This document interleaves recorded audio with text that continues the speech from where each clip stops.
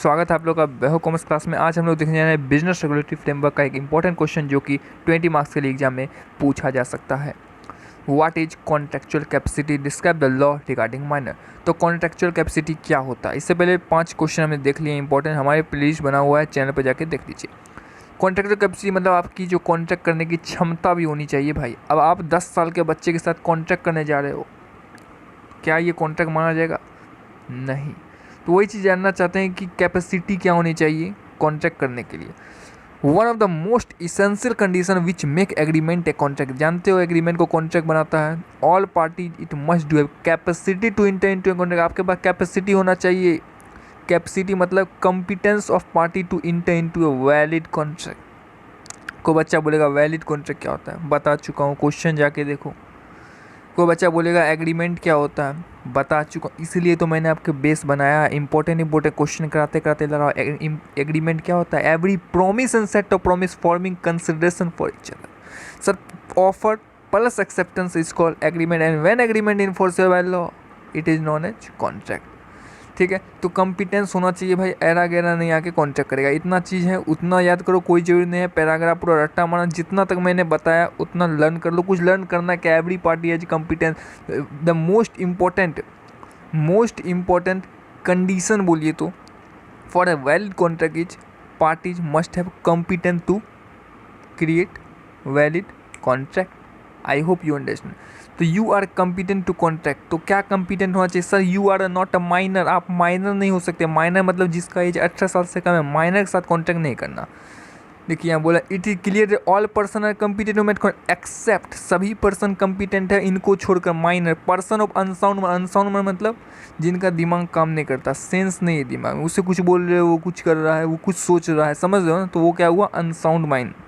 और disqualify from contract, अब law ने उसे डिसक्वालीफाई कर दिया कि ये बंदा कॉन्ट्रैक्ट नहीं कर सकता। कानून कोर्ट ने ऐसा लॉ बना दिया है उस बंदे पे कि he is disqualify from contract, तो उस बंदे के साथ आप कॉन्ट्रैक्ट नहीं कर सकते। सर अगर मान लो मैं माइनर के साथ कॉन्ट्रैक्ट कर लिया, मैंने 10 साल के बच्चे के साथ कॉन्ट्रैक्ट कर लिया, तो वो कॉन्ट्रैक्ट क्या होगा? वो कॉन्ट्रैक्ट होगा वाइड एब इनिशो। वाइड एब इनिशो, समझ में आया? ए कॉन्ट्रैक्ट विथ माइनर, यहाँ पढ़ो। An minor is a person who is not a major, major म्हणजे 18 साल से ऊपर, माइनर मतलब 18 साल से नीचे। सेक्शन है Indian majority act 1875। A minor is a person who is not completed 18 years of age. In following case an minor attain majority after attain 21 year of age. Where a guardian of minor person और has property has appointed under guardian about eight when, ये सब कोई जरूरी नहीं है भाई, आपको बस ये समझना है कि माइनर क्या होता है। माइनर का डिफिनेशन क्या है कि minor is a person who has not completed 18 years old. तो ऊपर का लाइन चिपकाओगे पहले और फिर ये लाइन चिपकाओगे तो आंसर किससे से आपका विस्तार होगा और आपको समझ में आ गया। और याद मैं क्या कर रहा हूँ, मैंने आपको सब बता ही दिया, याद भी हो गया आपको। फिर उसके बाद यहाँ ये चिपका देंगे minor is a person who is not a major and who not completed 18 years age. I hope समझ आ गया होगा।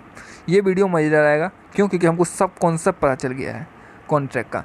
अब पोजीशन ऑफ माइनर आइए देखते हैं। Agreement with minor is wide, पहले ही बता दिया भाई कि agreement is minor is wide एव इनिशो। अब इसमें क्या बताऊँ? एग्रीमेंट आर कंसिडर नलिटी, सही बात है, अगर एग्रीमेंट करते हो तो वो नल हो जाएगा। आई होप पहला लाइन समझ आ गया होगा। माइनर कैन बी प्रोमिसी और बेनिफिशियल, ठीक है।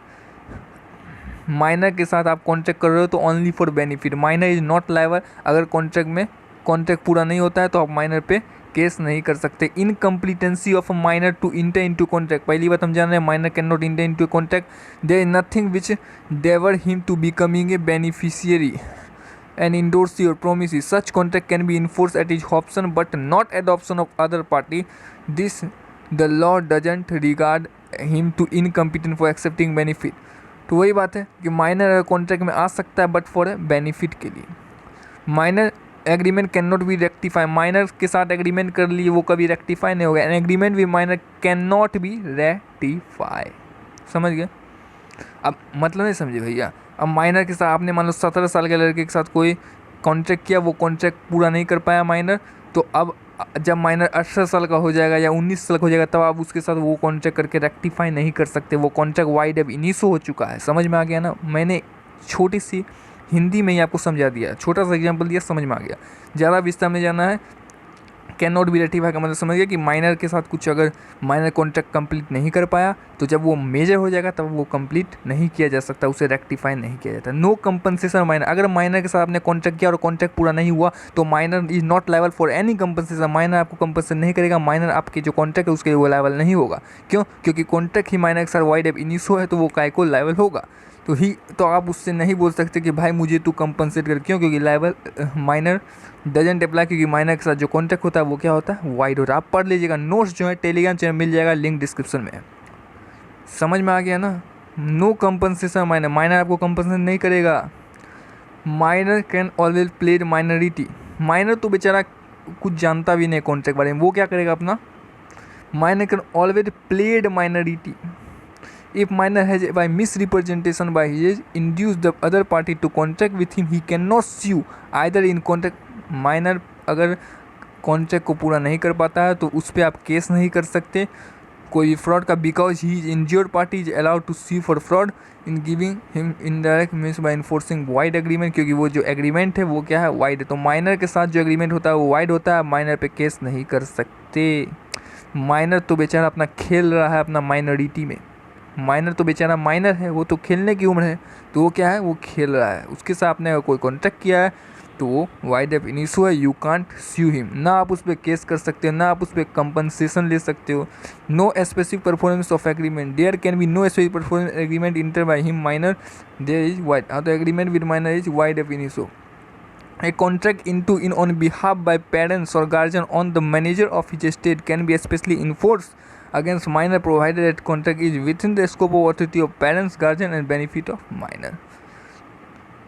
क्या बोल रहा है, no specific performance of, there can be no specific performance of agreement enter by into the minor and they are void definition. देखिए वही बात है कि माइनर के साथ कॉन्ट्रैक्ट आप नहीं कर सकते, कोई भी स्पेसिफिक कॉन्ट्रैक्ट नहीं कर सकते, क्योंकि कॉन्ट्रैक्ट विद माइनर क्या होता है, वाइड एफ इनी। सो ये याद कर लीजिए, लॉ का वर्ड है। A contract inter into on behalf by his parents, minor contract में इंटर करता है पेरेंट्स के बिहाफ पे, पेरेंट्स करते हैं तो कैन हो सकता है बट किस लिए, बेनिफिट के लिए, अब इस पर वो लेवल नहीं होगा। ठीक है, कॉन्ट्रैक्ट माइनर बेनिफिट के लिए कॉन्ट्रैक्ट कर सकता है, ये माइनर के ऊपर है। Minor can not B A partner, minor कभी भी किसी पार्टनरशिप में पार्टनर नहीं बन सकता है, समझ रहे हो ना, माइनर कभी भी पार्टनर नहीं बन सकता। Minor can be A share holder, हाँ माइनर शेयर होल्डर हो सकता है। Minor can hold fully, he can not hold partly paid up share and can not liable for call. Minor can hold fully paid up share, minor hold कर सकता है लेकिन partly paid up share hold नहीं करेगा, कल को company उससे due का पैसा नहीं मांग सकती। तो माइनर शेयर होल्डर हो सकता है बट वो फुल्ली पेड अप होनी चाहिए, समझ में आ गया ना। Minor can be agent, yes minor agent हो सकता है, ये माइनर के ऊपर डिपेंड करता है, लेकिन माइनर एजेंट बनेगा लेकिन ओनली फॉर बेनिफिट। कल को एजेंसी अगर पूरी नहीं होती है तो आप माइनर पे कोई कंपनसेट नहीं मिलेगा माइनर से, ठीक है। Minor can not be declare इंसो, माइनर कभी डिक्लेयर इंस्टॉलमेंट होगा ही नहीं।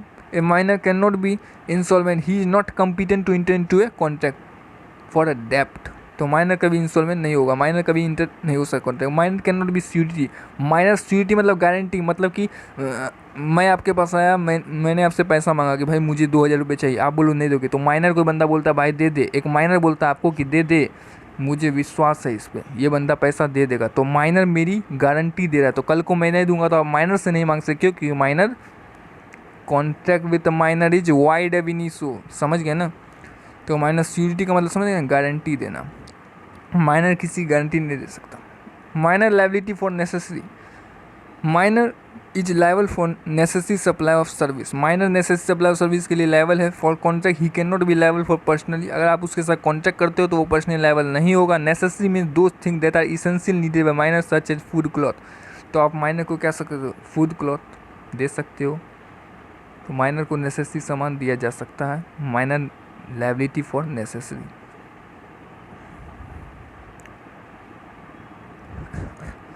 कोई उतना आपको पूरा 15 पॉइंट है, आपको पूरा 15 पॉइंट याद नहीं करना है, ठीक है ना, 7-8 पॉइंट याद मैं करवा भी दूंगा, टेंशन मतलब। Minor can not B bind parents, सही बात है, माइनर के चलते उसके पेरेंट्स बाइंड नहीं होंगे, ये बात ध्यान रखिए। माइनर के साथ कॉन्ट्रैक्ट ही क्यों किया भाई, minor is not competent to contract for binding parents. अब माइनर के साथ आपने कॉन्ट्रैक्ट किया, माइनर पूरा नहीं करा है तो इसका मतलब ये नहीं कि उसके पेरेंट्स लायबल हो जाएंगे, नहीं। Minor can not become member of a company, company का मेंबर नहीं बन सकता। Minor can not become member of a company. तो एक काम करो, ये याद कर लो, ये याद कर लो, ठीक है। 2 चीज़ याद कर लो, 2 मैंने आपको बता दिया, 2 याद कर लो। माइनर गारंटर नहीं बन सकता, 3 याद कर लो। और 4 याद कर लो, माइनर कभी इंस्टॉलमेंट नहीं होगा because he is not liable for, competent ही नहीं है, कॉम्पिटेंट ही नहीं है। माइनर एजेंट नहीं बन सकता, याद कर लो। माइनर शेयर होल्डर नहीं बन सकता, माइनर शेयर होल्डर बन सकता है लेकिन फुल्ली पेड अप शेयर के लिए, ठीक है। माइनर पार्टनर नहीं बन सकता, ये याद कर लो। Minor no compensate by minor, agreement minor का रेक्टिफाई नहीं होगा, जब वो मेजर हो जाएगा तब। एग्रीमेंट भी माइनर इज वाइड एप इनिशू, याद करो। तो मैंने बता दिया, वो सब लर्न कर लेना। ऊपर का पोजीशन आपको पता ही है क्या है, ये चीज़ अच्छा से लर्न कर लेना।